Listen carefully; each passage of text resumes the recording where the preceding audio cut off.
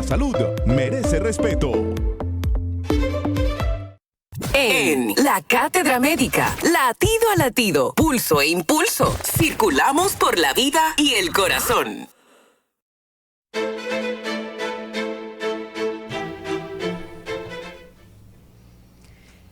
Continuamos en Cátedra Médica y bueno, como cada miércoles, el doctor Ángel González Medina, cardiólogo de los cardiólogos que se dedican a la investigación, que se dedican a la docencia. Muy buenos días, doctor Ángel González Medina. Buenos días, Mauri. Un placer estar aquí de nuevo en esta mañana. Doctor Roberto Lafontaine, la queridísima Lisania Salcedo con su... Oye, está increíble esta muchacha, cada día está mejor. Yo no sé qué tú vas a hacer fácilmente. La oí hoy y estoy sorprendido de cómo se desenvuelve. Así que... esta periodista de la salud. Sí. Ella la vamos a graduar dentro de poco. Una estrella. Como vamos a buscar un título, periodista de salud, pero hay que buscarle un título. Obviamente, no se lo digan mucho, no se lo digan mucho porque se daña. Sigo aprendiendo. El saludo y el abrazo bien fuerte a los muchachos de la cabina, que hoy ya no le digo i al cuadrado, sino raíz cuadrada de -1.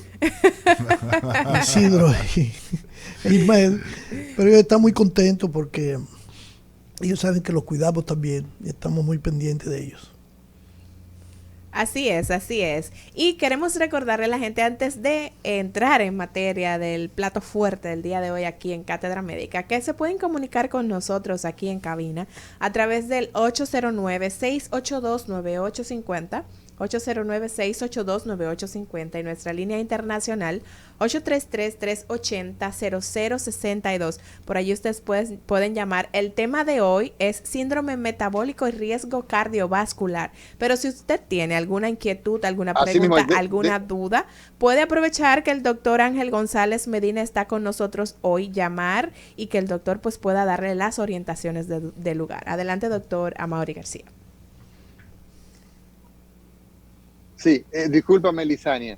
Mira, les decía que nosotros tenemos que el mundo ha engordado. El mundo tiene más de 900 millones de personas entre sobrepeso y obesidad. Y hoy estaremos entonces conversando con el profesor Ángel González Medina, nuestro querido cardiólogo que los miércoles nos tiene acostumbrado, hablando del tema del síndrome metabólico y el riesgo con el corazón, el riesgo con la presión, el riesgo con las paradas cardíacas, el riesgo en términos general con un infarto. Todos esos aspectos lo vamos a tocar con el doctor Ángel González Medina. Así que usted, 809-682-9850, recuérdese la línea para los que estamos en la República Dominicana, y los que están fuera, pues pueden hacerlo a través del 1-833-380-0062. Lisania Salcedo. Así es, doctor. Y bueno, entrando en materia ya de manera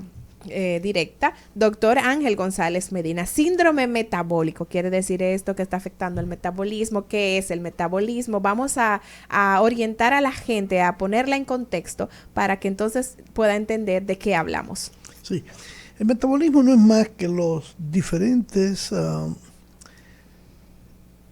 cambios que se van a producir en las células de cada órgano en el organismo humano. Es decir, todos los eventos físico-químicos, biológicos que se van a desarrollar en una célula para que funcione como tal, y esto en conjunto para que funcione un órgano y todo el organismo. De tal manera que el metabolismo incluye, obviamente, hay dos fases importantes, que es el catabolismo y el anabolismo.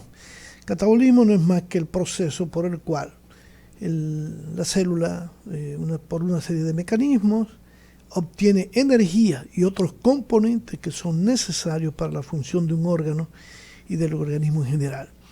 Y el anabolismo, que es ya la utilización de esos elementos, de esos componentes, para que se puedan producir las reacciones químicas que necesita un órgano para funcionar. Es decir, que esto y tiene que ver, obviamente, con todos los nutrientes que ingerimos y las diferentes funciones y mecanismos de una célula. Por supuesto, todas Entonces, las cuando hablamos alteraciones... de un síndrome metabólico, Sí. eh, Sí, nos estamos refiriendo básicamente, cuando hablamos de síndrome metabólico, de un conjunto, ¿verdad?, de alteraciones, de trastornos que llevan a un comportamiento X en el organismo. En este caso, el concepto de síndrome metabólico se acuñó a finales de los años 80. El doctor Riemens fue el autor que comenzó a hablar de esto, porque comenzó a observar que habían pacientes que reunían una serie de factores comunes. Son 5 factores que ya en un consenso se estableció constituyen el síndrome metabólico. Y lo más importante de este síndrome metabólico es el desarrollo precoz de enfermedad cardiovascular, es decir, el desarrollo temprano por las características que reúne. Básicamente hay 5 componentes, de los cuales si tenemos 3 ya tenemos síndrome metabólico. Esos 5 componentes son la presencia de hipertensión arterial, la obesidad, es decir, el aumento de peso por encima de lo establecido como normal, la resistencia a la insulina o intolerancia a la glucosa, es decir, tenemos niveles ligeramente elevados de glucosa por encima de lo normal, como se considera en la definición, que los pacientes que tienen intolerancia a la glucosa deben tener menos de 125, entre 100 y 125, y ya diabetes a partir de 125 miligramos por decilitro. Por supuesto, cuando ya usted tiene diabetes, ya ese síndrome metabólico está complicado, porque el síndrome metabólico es una condición que favorece el desarrollo de diabetes. Y lo más importante de eso es que podemos en un grupo de pacientes hasta regresar, si se hace lo que debemos hacer con un cambio de estilo de vida y usando fármacos, como veremos más adelante, cómo podríamos influenciar eso. Esos son 3 factores ya. Si tenemos esos 3, obviamente, y sobre todo la obesidad visceral, la obesidad abdominal, la barriguita, la acumulación de grasa en la barriga, en el abdomen, que en una ocasión les hablé de eso, que cuando una persona, si es masculino, especialmente se ha establecido ya por la Organización Mundial de la Salud y la Federación Mundial de Diabetes, usted tiene más de 90 centímetros en una medida que se hace entre la última costilla y el borde del hueso ilíaco, es decir, donde mismo sobresale el abdomen, como yo le llamo el tubo que usamos como salvavidas. Usted mide ahí, que puede estar exactamente en el ombligo o un poquito por debajo del ombligo, que es la circunferencia abdominal, que antes decíamos circunferencia de la cintura, no la cintura, sino circunferencia abdominal, aunque se sigue hablando de cintura. Si usted tiene más de 90 centímetros y es masculino, usted tiene obesidad visceral. Si es mujer, 80 centímetros. Como decimos nosotros en el lenguaje entre los cardiólogos y amigos y endocrinólogos, las mujeres tienen que tener cintura de avispa. Se habla con una avispita, ¿verdad? Entonces, esto es muy importante porque esto permite, y ni siquiera hay que ir a un médico, usted se puede medir hasta en su propia casa y darse cuenta que está en sobrepeso, que tiene obesidad visceral, que es la que da mayor riesgo cardiovascular. Y hay 2 elementos más, que son la presencia de triglicéridos, que son uno de los componentes de grasas, los triglicéridos elevados por encima de 150 miligramos por decilitro, y la asociación con un quinto factor, que es el colesterol bueno o HDL reducido, porque el colesterol HDL reducido, eso determina que usted tenga una mayor vulnerabilidad a desarrollar enfermedad cardiovascular. Cuando usted tiene HDL elevado, pues eso se considera que tiene un valor de prevención, de protección, siempre y cuando no tenga otras enfermedades de tipo inflamatorio o la misma diabetes ya en su etapa crónica o la misma aterosclerosis, que esa partícula de HDL puede dañarse y se le llama HDL disfuncional y comportarse como un colesterol malo.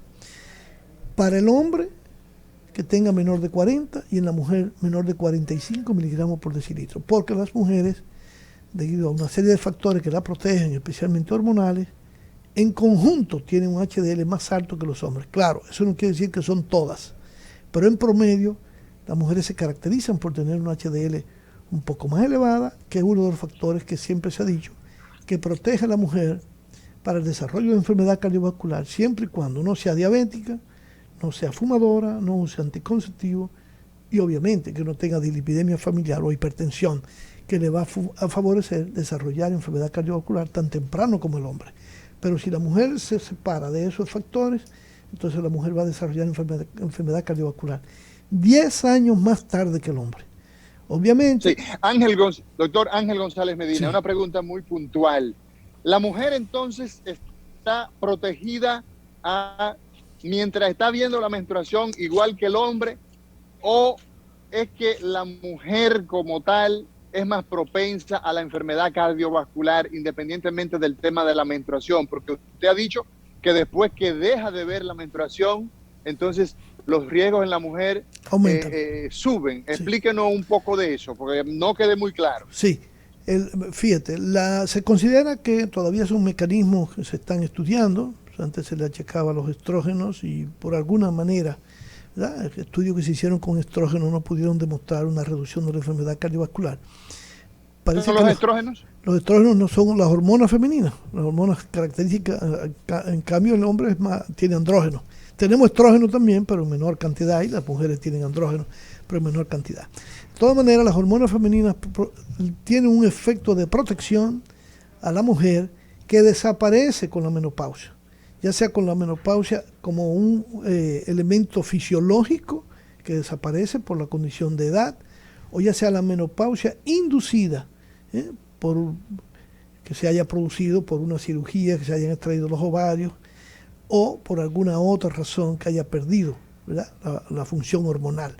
Obviamente, dije que si la mujer, aún menstruando, tiene otros factores de riesgo, como factores genéticos familiares, fumar, ser hipertensa, tener dislipidemia familiar o usar anticonceptivos orales por largo plazo, eso puede contribuir al desarrollo de enfermedad cardiovascular tan temprano como en el hombre. Por supuesto, cuando sobrepasa ya la edad de la menopausia, a partir de los 65 años, ya la mujer se comienza a parecer al hombre y desarrolla tanto enfermedad cardiovascular como el hombre. Y un elemento importante, generalmente las mujeres tienen arterias coronarias más delgadas y cuando tienen un evento cardiovascular se mueren más. De tal manera que en las mujeres la enfermedad cardiovascular es la principal causa de muerte, no el cáncer de mama ni el cáncer del cuello de útero. A pesar de que son condiciones que pueden aparecer en mujeres jóvenes, sin embargo, la enfermedad cardiovascular le causa la mayoría de las muertes de las mujeres en el mundo. Doctor Ángel González Medina, hoy en Cátedra Médica, hablando del síndrome metabólico y cómo el síndrome metabólico pone en riesgo cardiovascular. Nos vamos a una pausa y cuando regresemos, ¿cuáles son los síntomas que empieza a dar, los signos que tiene el paciente con síndrome metabólico? Bien. Doctor Lafontaine tiene una pequeña inquietud, doctora Mauri García. Sí, claro, antes de ir a la pausa. Adelante, doctor Lafontaine. Sí, doctor, una pregunta. Nosotros pasamos las consecuencias y ya veo que se está proyectando hacia los síntomas, pero usted comenzó definiendo que era el metabolismo. Y lo podría comparar con un banco, un balance entre el catabolismo y el anabolismo. ¿Está bien? Correcto. Ok. Si eso se mantiene equilibrado, la persona no progresa en ahí. Ahora bien, ¿cuál de los dos es que sufre el desbalance? ¿Hay un mayor catabolismo? ¿Hay un menor anabolismo? ¿Y por qué ocurre este desbalance? Fíjate, puede verse a cualquiera de la alteración de las dos fases, porque en realidad entran en juego una serie de mecanismos, vamos a llamarle, y eso lo vamos a explicar, mecanismos enzimáticos, es decir, sustancias que intervienen en ese proceso. Es decir, diferentes elementos que van a participar de esa degradación por ejemplo, de lo que comemos, de los nutrientes. Porque el catabolismo es tratar de procesar las grasas que ingerimos, los carbohidratos que ingerimos, las proteínas que ingerimos, y entonces trata de obtener energía. Y para eso necesita de la intervención de diferentes mecanismos, de diferentes reacciones en el organismo. Y por factores genéticos podemos tener alteraciones en diferentes pasos de ese catabolismo. Los médicos saben que, por ejemplo, en el metabolismo de las grasas, son múltiples mecanismos, muchos pasos que intervienen. Y cualquiera de esos pasos que puede estar interrumpido o alterado por una alteración genética o por alguna enfermedad en un órgano en específico, puede entonces contribuir a que haya una alteración en la degradación de esas sustancias, de esos elementos que necesitamos. Y cuando hablamos de degradación, quiere decir en la descomposición para obtener la energía y sustancias que van a ser necesarias, por ejemplo los aminoácidos. Los aminoácidos son los componentes de las proteínas. Entonces tenemos que como agarrar un pan y desbaratarlo para digerirlo, para poder obtener los nutrientes de ese pan. Entonces, esos elementos son importantes para las reacciones celulares, para la respiración, para mantener la temperatura, para mantener la presión sanguínea, todas las funciones orgánicas. Entonces, obviamente, si tú tienes alguna alteración a ese nivel, tú puedes tener acumulación de sustancias. Y claro, en el anabolismo, si tú tienes alteraciones también, ya en la utilización de esas sustancias que han sido el resultado de esa degradación o de esa descomposición de ellos, entonces tú puedes tener un desbalance en ambos lados. Claro, cuando los cambios, el desbalance es mayor generalmente en el metabolismo, porque lo que puede pasar en el paciente con el anabolismo es que tú tienes una acumulación de sustancias que el organismo puede hacerle más daños, más efectos que en el caso contrario. Entonces, en el metabolismo por eso se habla de errores del metabolismo, los trastornos genéticos se le llaman errores del metabolismo. Sí, porque no puede procesar lo que tú tienes. O por alguna razón acumula, aunque lo procese, pero acumula, entonces no puede hacer la degradación completa. O porque hace muy poco ejercicio, por ejemplo, y consume demasiado. Exacto.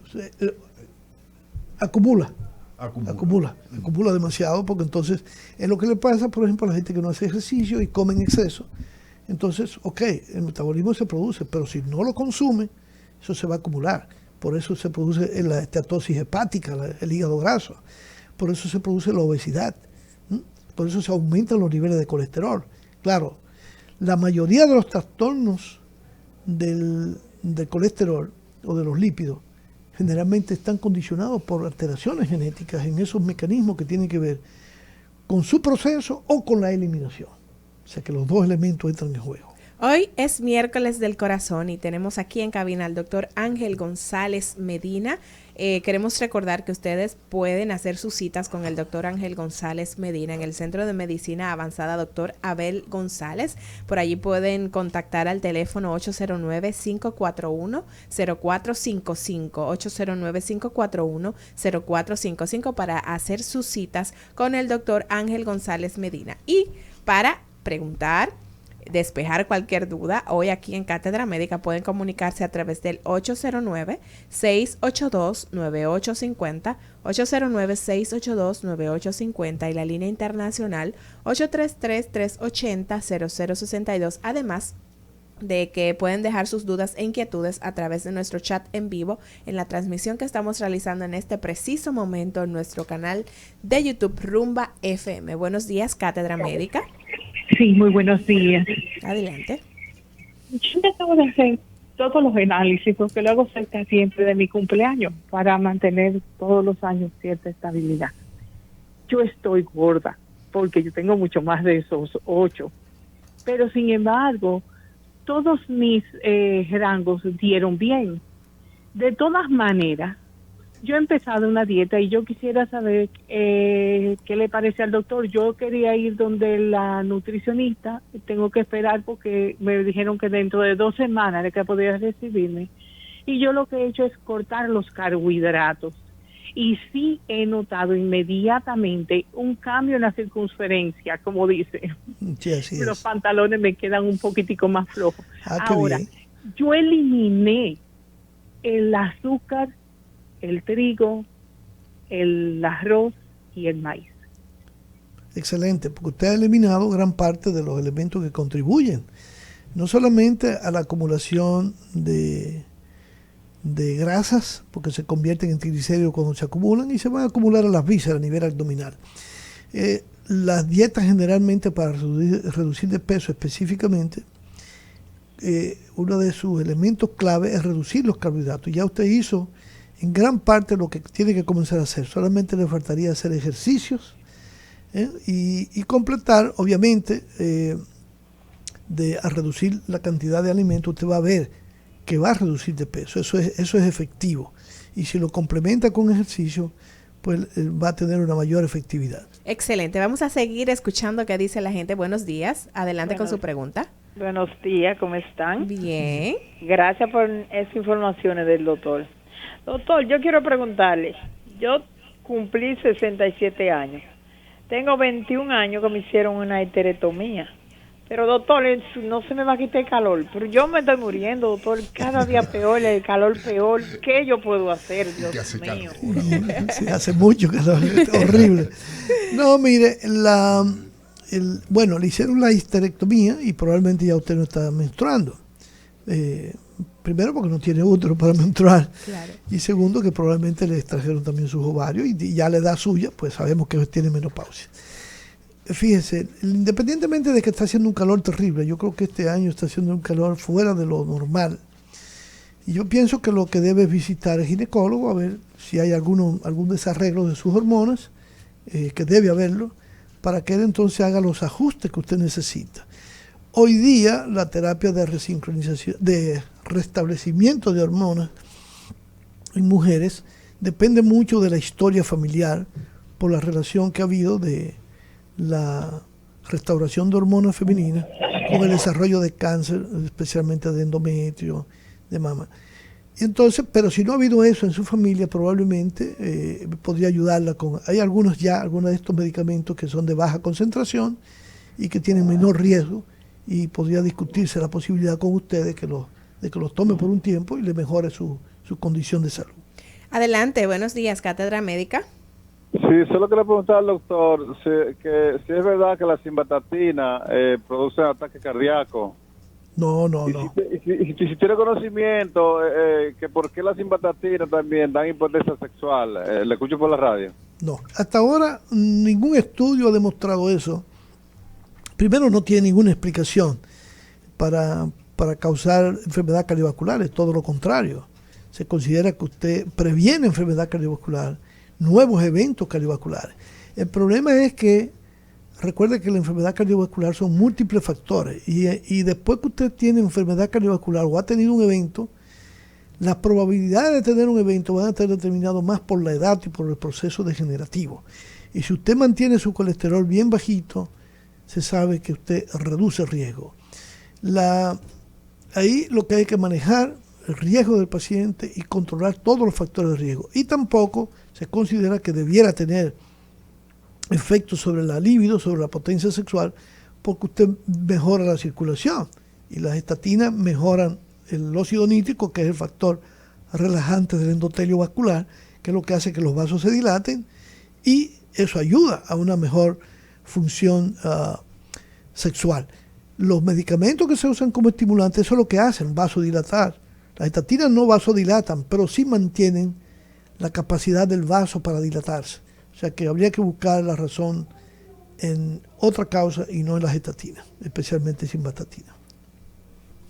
Ahora, doctor González, aprovechando la pregunta, el cuestionamiento que hizo la señora que llamó, dijo que ha rebajado porque se ha puesto una dieta, sí, redujo.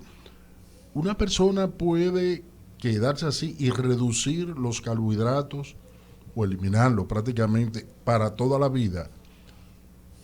¿No caería en el error de que en algún momento determinado el organismo se lo pide y comience a consumir carbohidratos otra vez y por lo regular termina con un peso mayor? ¿Cómo regular? ¿Cómo puede regular esta señora? Lo más importante, no va a ser muy difícil que tenga una reducción absoluta. Eso va a ser imposible porque tú encuentras carbohidratos de cualquier cosa sana que tú comas, por ejemplo las nueces. Por eso las nueces decimos que no debe comer demasiado porque también tiene un poco de carbohidratos. Entonces, lo importante es establecer un equilibrio. Entonces ahí la nutricionista, donde ella va a asistir, le va a hacer ese balance para que tampoco, porque los carbohidratos son importantes. Entonces, lo que se baja es el porcentaje de carbohidratos que va a ingerir, va a mantener un peso ideal y no se va a sentir ni débil, ni mareándose, porque los carbohidratos son la principal fuente de energía. Y obviamente tiene que compensar esa fuente de energía comiendo un poco más de grasa, en ese caso, por ejemplo, aceite de oliva o nueces, y proteína. Y tener cuidado, porque tampoco, si el desbalance es muy grande, entonces también puede tener otros componentes que se va a alterar su calidad de vida. Seguimos escuchando qué dice la gente. Adelante con su pregunta. Buenos días. Buenos días. Sí, buen día. Una cosa, doctor, la circulación de la sangre mejora también incluso donando sangre. Repita la pregunta de nuevo, que no soy yo. O sea, la donación de sangre correcto, hace que también la circulación mejore. Sí, mire, lo que pasa es que hay pacientes que tienen una mayor concentración de glóbulos rojos y de hemoglobina. Entonces, esos pacientes muchas veces esa puede ser la causa del aumento de la presión sanguínea. Eso es lo que se llama un aumento de la viscosidad, es decir, la sangre se pone más espesa. Entonces, muchas veces, descartando otras causas que pudieran causar eso, como algún tumor renal, por ejemplo. Pero hay personas que tienen lo que se llama policitemia vera, o tienen policitemia porque viven en las alturas. Entonces, muchas veces les recomendamos extraer una unidad de sangre y con eso se logra controlar la presión arterial. Bien, adelante, buenos días, Cátedra Médica. Sí, buen día. Sí. Una pregunta para el doctor. A mí me encontraron un poquito la glucosa alta, pero la otra prueba... La hemoglobina glicosilada. Estaba normal, 5.6. Me dieron un tratamiento de... metformina. Y también para la diabetes, para la prediabetes, eso, la... metformina. Metformina, exacto. Y me puse en el gimnasio, pero después de eso como que perdí mucha masa muscular después de eso. Estoy también haciendo ejercicio de fuerza, pero como que no logro aumentarla. Eso fue después de todo eso, porque yo estaba un poquito subido de peso. Yo soy una persona de 50 años, mido 6'2", y actualmente peso 265. Bien, hay una cosa importante, yo creo que se fue. Ahí lo más importante es saber si él se ha hecho controles de nuevo de los niveles de glucosa. Hay pacientes, no todos, que a veces tienen niveles elevados transitorios de la glucosa, y cuando usted lo pone a dieta, con eso es suficiente.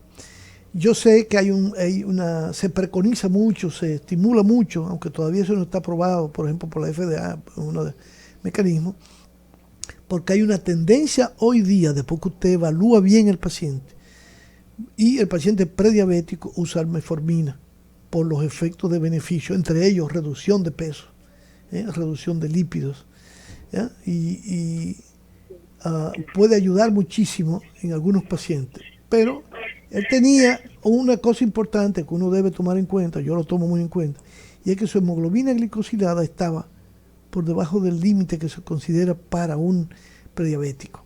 Entonces, muchas veces usted lo que tiene que volver a repetir, ponerlo a dieta, no, porque muchos pacientes entonces comienzan a marearse, porque entonces la metformina, o ubicar una dosis que pudiera controlar al paciente. Esto sí se hace, y se ha logrado reducir la probabilidad de desarrollo de diabetes, no solamente con una dieta estricta. Yo lo he visto en pacientes que están comenzando por primera vez a elevar niveles así de intolerancia a la glucosa, pero también se usa la metformina para tratar de evitar un desarrollo así intenso de la diabetes y las repercusiones que esto puede tener. Buenos días, Cátedra Médica. Adelante con su pregunta. Buenos días, saludos a todos. Un placer escuchar a ese doctor que yo lo quiero. Me encanta cómo él explica y la forma en que dice las cosas. Gracias, muy amable. Mira, hay algo que faltó. O sea, cuando se habla de los carbohidratos que son malos, básicamente se está refiriéndose a los refinados, ¿verdad? Como el pan blanco, ¿verdad? Todo lo que es pastelería, esas cosas. Correcto. Exacto. Y con las pastas, que también hay que tener mucho cuidado. Sí, y hay que comerlos. Lo que pasa es que tiene que ser en balance. Y comer aquellos, como decía yo, que son los no refinados. Por eso se estimula a consumir, por ejemplo, azúcar orgánica o más natural, los dulces con la menor cantidad de azúcar posible, o hacerlo con azúcar más orgánica, no refinada, que es la que puede ser más dañina para la salud. Seguimos escuchando al pueblo. Buenos días. Adelante con su pregunta. Sí, gracias. Al doctor, yo me hice unos análisis completos. El colesterol está en 250, la glucosa está en 120 y el triglicérido en 144. ¿Y cuál es tu peso? Yo mido 5'4", mi peso ahora mismo es 180. Está en sobrepeso, da obeso. Sí, no, usted tiene colesterol alto, tiene glucosa elevada, usted ya, yo estoy seguro, no me dijo los triglicéridos, porque ya tiene glucosa elevada, tiene sobrepeso, es decir que lo más probable es que tiene triglicéridos elevados, porque la glucosa elevada va a dar triglicéridos elevados. O sea que usted es un metabólico y tiene que ponerse en manos de médicos para que lo manejen adecuadamente, reducir de peso, controlar los niveles de azúcar y de otros factores de riesgo que deben investigarse en su caso, incluyendo la historia familiar o cualquier otro factor que esté por ahí, para tratar de prolongarle su vida con mayor calidad y por muchos años. Seguimos escuchando a la gente. Buenos días, Cátedra Médica. Adelante. Baje un poquito el volumen de su radio, por favor. Nuevamente, Sí. dígale al doctor que los triglicéridos están en 144. Ah, ok. ¿Y el colesterol bueno, el HDL? Ya se fue.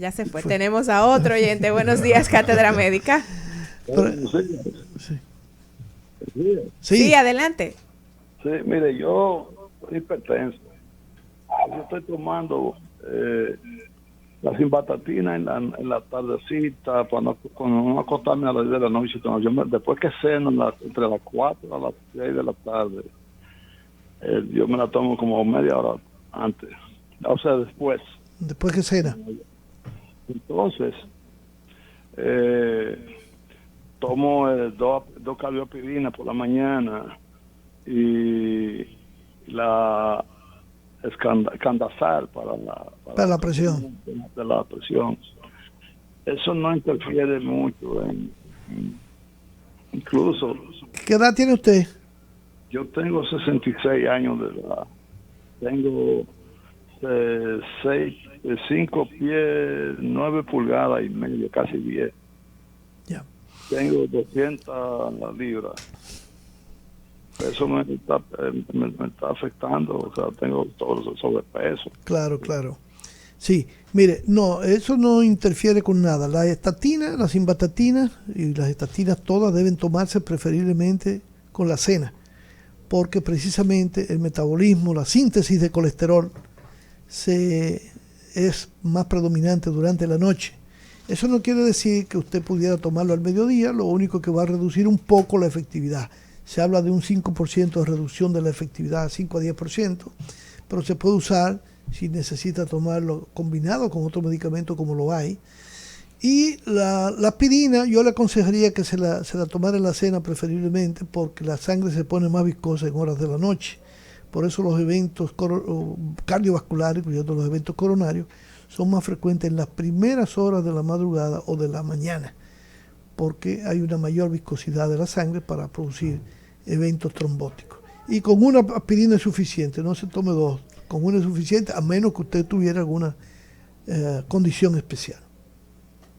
Y, doctor Medina, es prácticamente una ley. Si yo tengo mi metabolismo equilibrado, yendo a tener mi peso normal o estar bajo peso.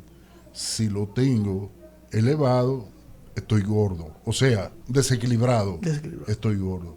Pero sin embargo, uno encuentra muy frecuentemente personas que están en esos extremos y se le da lo contrario. Gordo con colesterol normal y flaco con colesterol elevado. ¿Cómo explicarlo? Bueno, primero, acuérdate lo que yo dije. Los problemas de colesterol o de grasas, de lípidos, en su gran mayoría son por alteraciones genéticas en algún paso del metabolismo, ya sea porque se sintetice más, ya sea porque no lo pueda eliminar, ya sea porque en cualquier paso va a determinar que se acumula. Entonces, eso tú puedes encontrar eso, que hay personas que son gordos y tienen colesterol normal, pero probablemente pueden tener triglicéridos elevados. Entonces, fíjate cómo la cosa se va Antes no se le daba tanta importancia a los triglicéridos porque no habían estudios que demostraran esto. Sin embargo, en los últimos tiempos está tomando una mayor importancia porque cuando usted tiene triglicéridos elevados, se van a producir lo que llaman esa grasa que se va a acumular y ahí van remanentes. Las partículas que tienen triglicéridos son entonces las VLDL pequeñas que tienen alto contenido también de partículas que son oxidables y también una partícula heterogénica. Entonces también delgados porque su factor genético en esos predomina, entonces van a tener colesterol elevado. Hay un grupo de pacientes, por ejemplo, los pacientes hipertiroideos. Esos tienen colesterol muy bajito porque tienen un metabolismo acelerado. Entonces tienen degradación. Contrario al hipotiroidismo, que entonces generalmente tiene los dos elevados o tiene triglicéridos elevados, porque su metabolismo es muy lento. Entonces casi no consumen sobre todo carbohidratos y grasa para producir energía. Entonces engordan. Vamos a seguir escuchando a la gente. Buenos días, adelante con su pregunta. Sí, escúchame. El doctor, yo soy un fiel oyente. Yo llamé ahorita, él no me dijo sobre los triglicéridos que están en 144. Es que usted se me fue. Mire, le estaba preguntando que el colesterol HDL, ¿en cuánto está?